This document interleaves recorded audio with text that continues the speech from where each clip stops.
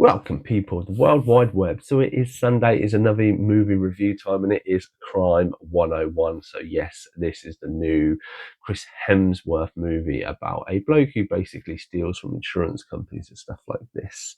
If you've seen the trailer, he does it over a stretch of road called the 101. He has Mark Ruffalo as a cop trying to carry him, trying to apprehend him, basically, because he sees that there is a pattern. And this is essentially it. You have Chris Hemsworth's character Davis, who basically comes from a foster care, from what you learn.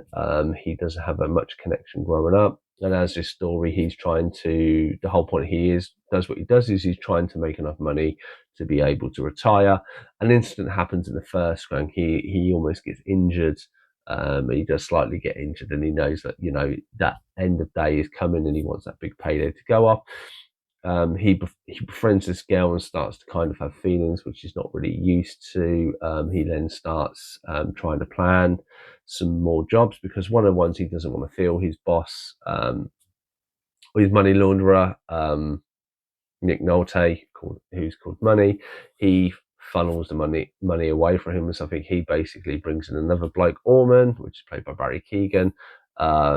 And then basically everything starts to go wrong leading up to the end of this story, and basically where all these characters will go.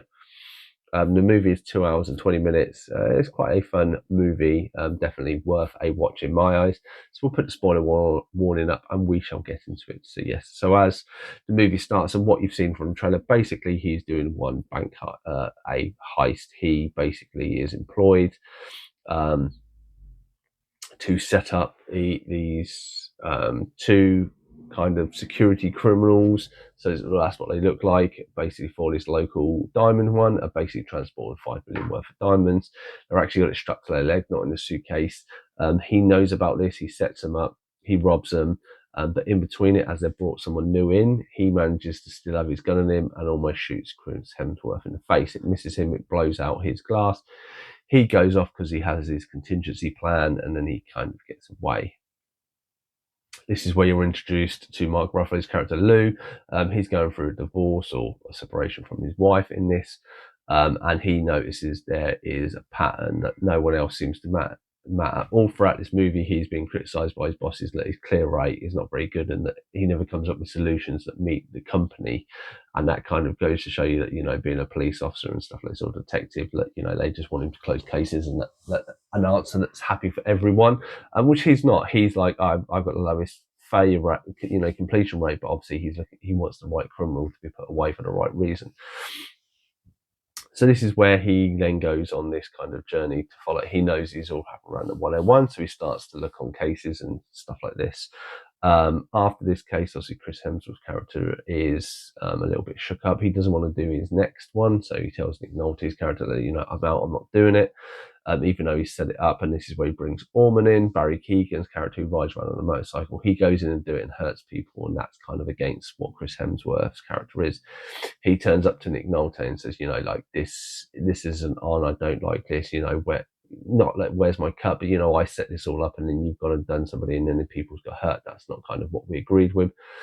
Nick Nolte feels threatened and goes, don't you threaten me, you know what will happen. Basically brings Orman back in and says, basically, follow him. He's obviously doing something and he's going to want to get out. You follow him and do what you have to do. That's the last we see of Nick Nolte for whatever reason. And then this is where his next job up is. He finds Halle Berry. She is a supposedly in that kind of this solicitor's firm or lawyer protection.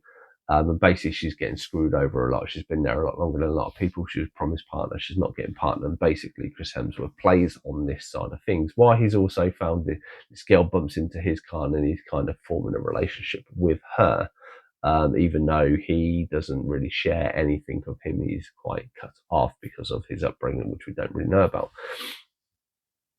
This kind of culminates in basically Halle Berry has Chris Hemsworth reveals himself to Halle Berry and says, I can help you out getting screwed. I'll give you 3 million, blah, blah, blah, blah. And she's like, no, I've got where I want to. Goes into work next day. Basically, she can see that the boss is interested in this new hot woman there, and she's all just being used. She gets annoyed. She kind of walks and goes, right, we're going to do this. gives up the information to set up for this big heist of all this money and that's going to this big posh kind of celebrity guy that's coming in from this plane, sets it all up. In between this, Orman manages to trace Halle Berry. There is an altercation with him and Chris Hemsworth. Chris Hemsworth does realise he's being followed and stuff like this at one point, has his altercation, tells him to leave it alone, but Orman sticks around, finds Halle Berry, threatens her, and basically gets the information for the job. Because she got threatened, she then goes to Lou's character, Mark Ruffalo, because she had an interaction with him earlier in the movie and basically gives him the information, setting up Davis to basically be arrested. And then this is where kind of the final thing happens, which was already revealed in the trailer, which I think is a little bit of a letdown. That essentially Chris Hemsworth turns up, takes over the driver, takes up the money and stuff that he needs, and basically takes this person to the hotel where he's going to be robbed. Obviously, the person carrying the money isn't the person carrying the money because it's Mark Ruffalo. He's swapped out the real gems with fake gems, which you don't really ask for. Everything goes fine. They all get up to the apartment, and then Chris Hemsworth's character pulls a gun on them. Mark Ruffalo's pulls a character, and there's this standoff. While this is happening, Orman then comes into the thing, finally shoots the dad of the rich guy whose apartment they're in. As it's going on, there's a lot of to and fro in. In the end, Chris Hemsworth's character ends up shooting him. Quite shocked that he's shooting because he doesn't like getting injured. Mark Ruffalo's character goes over to him, puts the gun down, and says, "This is what's going to happen. You're just going to walk away." As he does that, the bloke who's been shot and his daughter are terrified. They're like, "Oh, what are you doing? You're a police officer. You shouldn't be doing that." He's like, "Look, I know this is dodgy money and you've been not declaring stuff and that. If you want the IRS and everyone looking into it, then do it. But if you do what I say, this won't be looked into and stuff like this." His wife or his daughter, but it's not his daughter, his fiance, sorry.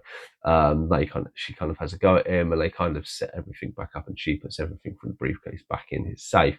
Obviously, we all know Lola, Mark Ruffalo swapped the diamonds out. He gets on the bus, opens up this bit of paper, and obviously he has like whatever, I think he's like a few diamonds in there. And then he goes along to meet Halle Berry near the end. It gives her a package, and obviously it's some of the diamonds in there so they can go and live a kind of a good life. And there is kind of a spark between them.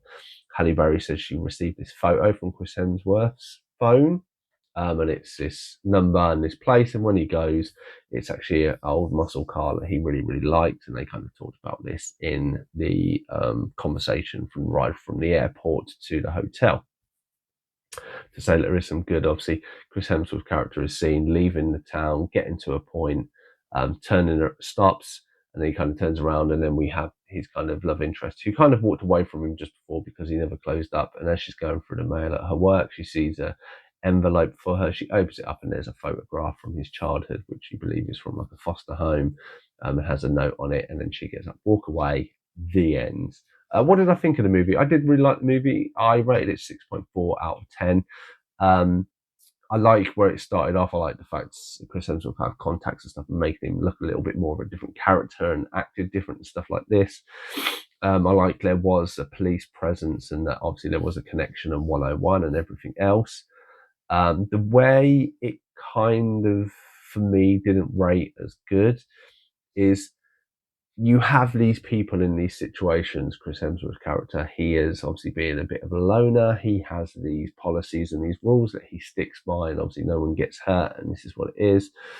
And at multiple times, Orman knows who he is. He sees Orman go after Halle Berry, never follows it up. Orman actually finds the tech guy and threatens him, and there's no kind of feedback from that. The guy doesn't contact Chris Hemsworth and say, something's happened to me. Chris Hemsworth doesn't, let's go to him. There's no report that maybe he was shot on the news.